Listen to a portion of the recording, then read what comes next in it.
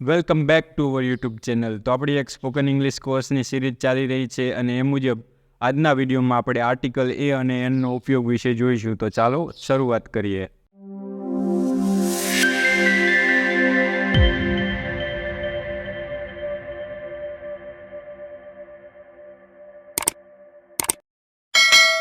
તો આર્ટિકલ્સ, તો આપણે આગળના વિડીયોમાં જોયું તો આર્ટિકલ 3 છે, એ, એન અને ધ.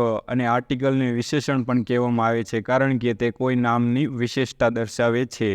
જેમ કે એ અને એનનો ઉપયોગ કોઈ સિંગ્યુલર નાઉનની આગળ થાય છે, જ્યારે ધ આર્ટિકલનો ઉપયોગ સિંગ્યુલર અને પ્લુરલ એમ એકવચન અને બહુવચન બંને નામની આગળ થાય છે. આર્ટિકલ એ અને એનનો ઉપયોગ કાઉન્ટેબલ નાઉન એટલે કે ગણી શકાય તેવું નામ હોય તેની આગળ થાય છે, જ્યારે આર્ટિકલ ધનો ઉપયોગ કાઉન્ટેબલ તેમજ અનકાઉન્ટેબલ બંને પ્રકારના નામની આગળ થાય છે.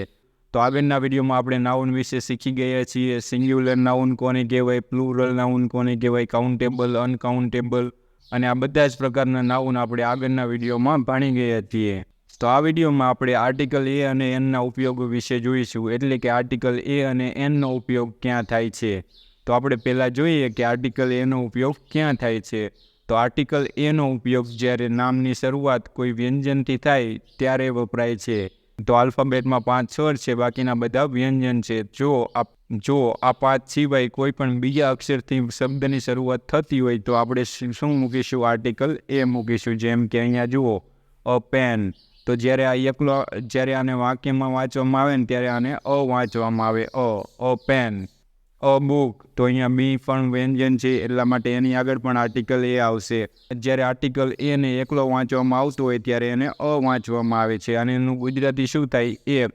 એક પેન અને એક બુક, એટલે એકના અર્થમાં પણ આર્ટિકલનો ઉપયોગ થાય છે. હવે આગળ જોઈએ. નામની શરૂઆત ભલે સ્વરથી થતી હોય પરંતુ ગુજરાતી ઉચ્ચાર વ્યંજનથી શરૂ થતો હોય ત્યારે શું આવશે? આર્ટિકલ એ આવશે. જેમ કે અહીંયા જુઓ, એક નામ આપેલું છે યુનિવર્સિટી. તો અહીંયા કણે યુ તો એક સ્વર છે પરંતુ એના ઉચ્ચારની શરૂઆત યુથી થાય છે, યુ. તો યુ તો એક વ્યંજન છે, તો એટલા માટે એની આગળ શું આવશે? આગળ આર્ટિકલ એ આવશે. અને આ નામ આપણને વધારે કન્ફ્યુઝ કરે છે અને એક્ઝામમાં આ જ પૂછાય છે, તો આપણે આને ફરજિયાત યાદ રાખવા. યુનિટ, તો યુનિટમાં યુ એક, પરંતુ એના ગુજરાતી ઉચ્ચારણની શરૂઆત ક્યાંથી થાય છે? તો યુ તો કાંઈ સ્વર નથી, એટલા માટે એની આગળ શું આવશે? આર્ટિકલ એ આવશે. અને જ્યારે એક કરતાં વધારે નામનો સમૂહ હોય, જેમ કે અ વન વે રોડ, તો અહીંયા ઓ એક સ્વર છે પરંતુ નામની શરૂઆત વથી થાય છે, એટલા માટે એની આગળ આર્ટિકલ એ આવશે. જેમ કે 1 રૂપી નોટ. અહીંયા નામની શરૂઆત ભલે ઓથી થતી હોય એટલે કે એક સ્વરથી થતી હોય, પરંતુ આનું ઉચ્ચારણ શું થાય? વનને દર્શાવવા માટે આર્ટિકલ એ આવશે. તો આર્ટિકલ એનો ઉપયોગ આવી રીતે થાય છે. આ સિવાય પણ આર્ટિકલનો ઉપયોગ વાક્યમાં આપણે ઘણી રીતે થાય છે અને ખાસ કરીને તો અનિશ્ચિતતા દર્શાવવા માટે જ થાય છે. તો હવે આપણે આર્ટિકલ એનના ઉપયોગ વિશે જોઈશું કે આર્ટિકલ એનનો ઉપયોગ ક્યાં થાય છે. તો જોઈએ. જ્યારે નામની શરૂઆત કોઈ સ્વરથી થતી હોય ત્યારે આર્ટિકલ એન વપરાય છે. જેમ કે કોઈ પણ નામ હોય એની શરૂઆત 5 સ્વરમાંથી થતી હોય તો એની આગળ શું આવશે? Article N. જેમ કે એન, એપલ. તો અહીંયા શરૂઆત નામની શેનાથી થઈ છે? એ, અને એ એક શું છે? સ્વર. તો એ એક સ્વર હોવાથી એની આગળ શું આર્ટિકલ આવશે? એન આર્ટિકલ આવશે. N engineer. તો નામની શરૂઆત શેનાથી થાય છે? ઈથી થાય છે, તો ઈ તો એક સ્વર છે એટલા માટે એની આગળ શું આવશે? આર્ટિકલ એન આવશે. તો નામની શરૂઆત જ્યારે સ્વરથી થાય ત્યારે આર્ટિકલ એન આવે અને વ્યંજનથી થાય ત્યારે આર્ટિકલ એ આવે. હવે આગળ જુઓ. નામની શરૂઆત ભલે કોઈ પણ વ્યંજનથી થતી હોય, સ્વરથી ન થતી હોય, પરંતુ તેનો ગુજરાતી ઉચ્ચાર જો સ્વરથી શરૂ થતો હોય ને ત્યારે આર્ટિકલ એન આવશે. જેમ કે એન અવર. તો અહીંયા જુઓ, આ નામ આપેલું છે તો નામની શરૂઆત તો એચ એટલે કે કોઈ વ્યંજનથી થાય છે, પરંતુ એનું ગુજરાતી ઉચ્ચારણ શું થાય? અવર. તો અ તો એક સ્વર છે એટલા માટે આર્ટિકલ એન આવશે. An honest man. તો અહીંયા ભલે એચથી શરૂઆત થતી હોય પરંતુ આનું ઉચ્ચારણ શેનાથી શરૂ થાય છે? ઓ, એટલા માટે આર્ટિકલ એન આવશે. તો આ નિયમ ફરજિયાત આપણે પાકો કરવો, કેમ કે આપણે આમાં જ કન્ફ્યુઝ થઈ છીએ. તો હવે આપણે આર્ટિકલ એ અને એનના ઉપયોગો વિશે જોઈશું. અહીંયા મેં કેટલાક ઉદાહરણ આપ્યા છે અને ઉદાહરણ ઉપરથી આપણે એના ઉપયોગો વિશે શીખીશું. તો અહીંયા પહેલું ઉદાહરણ છે, this is an apple, the Apple is red. એટલે કે અહીંયા પ્રથમવાર ઉપયોગ થાય ત્યારે તેની સાથે આર્ટિકલ એ અથવા તો એન આવે છે. તો અહીંયા નામની શરૂઆત એક સ્વરથી થઈ એટલા માટે આર્ટિકલ એન આવ્યો છે. અને જુઓ વાક્યમાં બીજી વખતે એપલ આપવામાં આવ્યું છે તો એની આગળ આર્ટિકલ ધ આવશે. શા માટે ધ આવશે? કારણ કે હવે એ નિશ્ચિત થઈ જશે. તો અહીંયા આર્ટિકલ ધ આવે છે. કેમ ધ આવે છે? કારણ કે હવે અહીંયા આ જે એપલ આપેલું છે તે નિશ્ચિત થઈ જશે. કયું એપલ? તો અહીંયા જે આ એપલની વાત થાય છે એ, એટલા માટે નિશ્ચિતતા બતાવવા માટે આર્ટિકલ ધ આવે. અને આ અનિશ્ચિત છે. જેમ કે ટેબલ હોય અને ટેબલ ઉપર એક એપલ પડ્યું છે તો આપણે શું કહીશું? એક સફરજન પડ્યું છે, એક એપલ પડ્યું છે. તો એવી રીતે જ્યારે અનિશ્ચિત રીતે અહીંયા બતાવેલું છે. બીજું વાક્ય જુઓ, once there lived a fox in the forest. એટલે કે ઘણા બધા પ્રાણીઓ રહેતા હોય પરંતુ કોઈ પણ એકની વાત થતી હોય એ દર્શાવવા માટે આર્ટિકલ એ આવે છે. તો અહીંયા એક શિયાળની વાત થાય છે તો એ શિયાળ કોઈ પણ હોઈ શકે, કોઈ નિશ્ચિત શિયાળની વાત થતી નથી.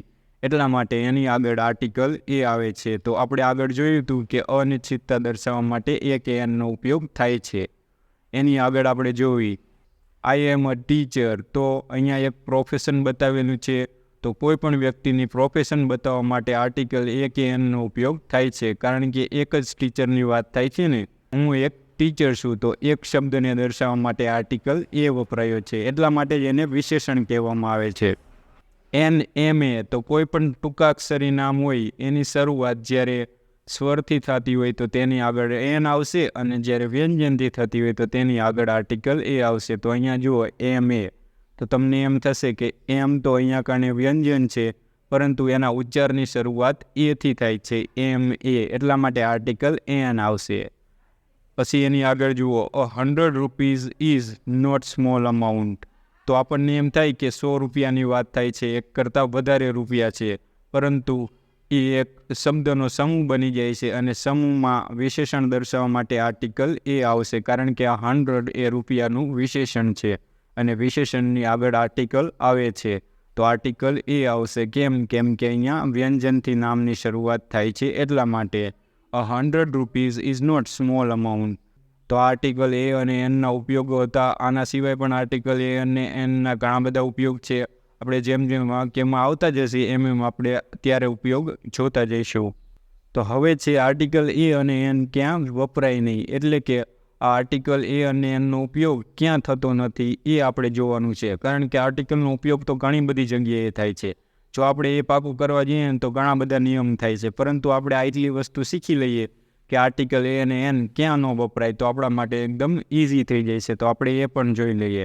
તો આર્ટિકલ એનનો ઉપયોગ પ્લુરલ એટલે કે બહુવચન નામની આગળ થતો નથી. જેમ કે બોયઝ, તો બોયઝ અહીંયા બહુવચન નામ છે તો એની આગળ આર્ટિકલ એ કે એન વપરાશે નહીં, પરંતુ ધ આર્ટિકલનો ઉપયોગ થશે. તો એ ક્યારે થશે તે આપણે આગળના વિડીયોમાં જોઈશું. પ્રોપર નાઉન એટલે કે કોઈ વ્યક્તિવાચક નામ હોય તો એની આગળ આર્ટિકલ એનો ઉપયોગ થશે નહીં, પરંતુ જ્યારે મેં તમને અનિશ્ચિતની સિચ્યુએશન બતાવી હતી એ વખતે થશે. પછી મટીરિયલ નાઉન્સ, તો મટીરિયલ નાઉન્સની આગળ પણ આર્ટિકલ એ અને એનનો ઉપયોગ નહીં થાય, પરંતુ ધનો ઉપયોગ થશે. એબ્સ્ટ્રેક્ટ નાઉન, તો એબ્સ્ટ્રેક્ટ નાઉનની આગળ પણ આર્ટિકલ એ અને એનનો ઉપયોગ નહીં થાય, જેમ કે ઓનેસ્ટી, પરંતુ આર્ટિકલ ધનો ઉપયોગ થશે. અનકાઉન્ટેબલ નાઉન, તો અનકાઉન્ટેબલ નાઉનની આગળ પણ આર્ટિકલ એ અને એનનો ઉપયોગ નહીં થાય, પરંતુ આર્ટિકલ ધનો ઉપયોગ થાય છે.